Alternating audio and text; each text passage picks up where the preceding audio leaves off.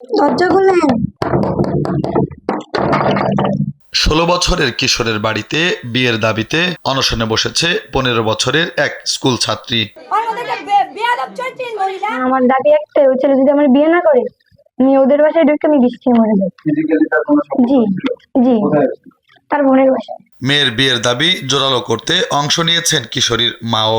ওকে বিয়ে দিয়ে দেন, ও যখন ওই ছেলের কাছে বিয়ে করবে ওই ছেলে কি বিয়ে দেন। ৩ বছরের প্রেমের সম্পর্কে বিয়ের আশ্বাস দিলেও পরিবারের চাপে প্রেমিক রাজি হচ্ছে না বলে অভিযোগ করেন সেই ছাত্রী। ওর বোনের আমাদের বাসায় গেছে, যাওয়ার পরে খাইছে থাকছে, ওর আম্মু আমাদের বাসায় গেছে। ওর আম্মু আমাকে বলছে যে আমি তোমাকে বউ বানিয়ে নিয়ে আসবো। তারপর ওর আম্মু অন্য জায়গায় বিয়ে দিতে চাইতেছে। স্যান্ডেলিনা সো, রূপচর্চায় আভিজাত্য। ৮ মে বৃহস্পতিবার বিকালে মাকে সঙ্গে নিয়ে প্রেমিক রাব্বির বাড়িতে উপস্থিত হন অর্পিতা। এ সময় বিয়ের দাবিতে অনশন শুরু করেন মা ও মেয়ে। আমি 3:30টার সময় আসছি, আমি স্কুলে ক্লাস করে ওদিক থেকে আমি 3:30টার সময় আসছি। আমাকে সারা রাত বসে রাখা হয়েছে, বাসার ভিতর থেকে তালা মারি দেওয়া, ওই ছেলের বন্ধ। আমি মা হিসাবে চাচ্ছি যে আমার মেয়েরা যখনই এলাকার সবাই জানাজানি হয়ে গেছে, আমার মেয়েরা তো বিয়ের দরকার। এদিকে প্রেমিকার উপস্থিতি টের পেয়ে বাড়ি ছেড়ে পালিয়ে যায় 3 বছরের প্রেমিক রাব্বি। তবে তার পরিবার থেকে প্রাণনাশের হুমকি দেওয়া হচ্ছে বলে অভিযোগ করেন নিজেকে ভুক্তভোগী দাবি করা কিশোরী। এই যে ওদের বাসায় আসতে বলছে, আমার বলছে যে তুমি আমাদের বাসায় আসো, তাহলে আমার ফ্যামিলি আমাকে মেনে নেবে। আসার পরে এখান থেকে পালিয়ে গেছে, মানে ওর মা সরিয়ে দিয়েছে। ওই ছেলের আম্মু বিভিন্ন অকাত্য ভাষায় গালিগালাজ করতেছে। এর আগে রাব্বির আগ্রহেই পরস্পরের মধ্যে প্রেম হয় বলে জানান অর্পিতা। দীর্ঘ 1 মাস আমার পিছনে ঘোরার পর আমি রাজি হই। বছর খানিক পরে দুই পরিবারে জানাজানি হয় তাদের প্রেমের ঘটনা। সে সময় ছেলের মা রাজি থাকলেও এখন রাজি হচ্ছে না বলে অভিযোগ করে অনশনে বসা ছাত্রী। ফ্যামিলি সবাই জানে আর আমার ফ্যামিলিরা সবাই জানে।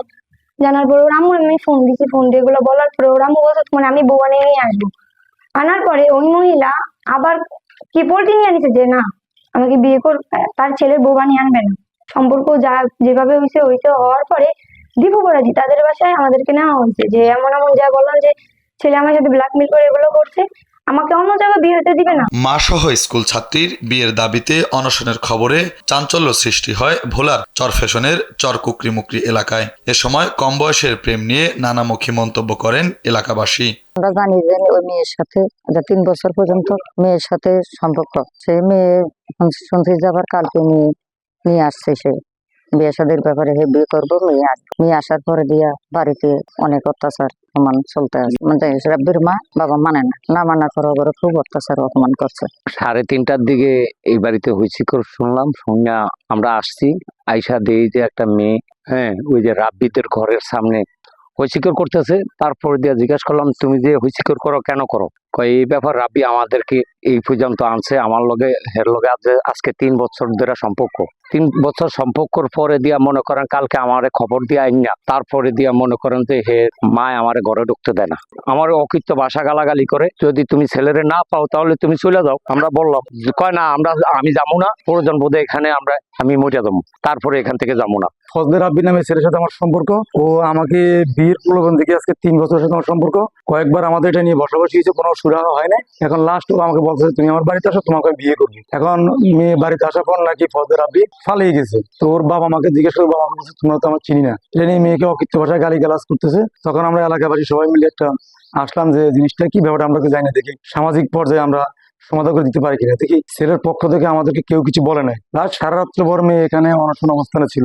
মেয়েকে এখান থেকে সরানোর মতো কোনো রাস্তা আমরা পথ খুঁজে পাইনি। মেয়ে বলছে আমি এখানে যাবো না, আমি যদি বিয়ে করে ছেলেকে করবো, এখন যদি মরতে হয় আমি ছেলের বাসার এখানে মরবো। তখন আমরা জিনিসটা আইনানুগ ব্যবস্থার জন্য থানাকে অবগত করি। এলাকার সকল লোকজন সারা রাত্রে ছিল। ছেলের মা মেয়েরও বাসায় ঢুকতে দেয় না, আর ছেলের বাপেরে আর মেয়ে ছেলেরে পার করিয়া দিছে।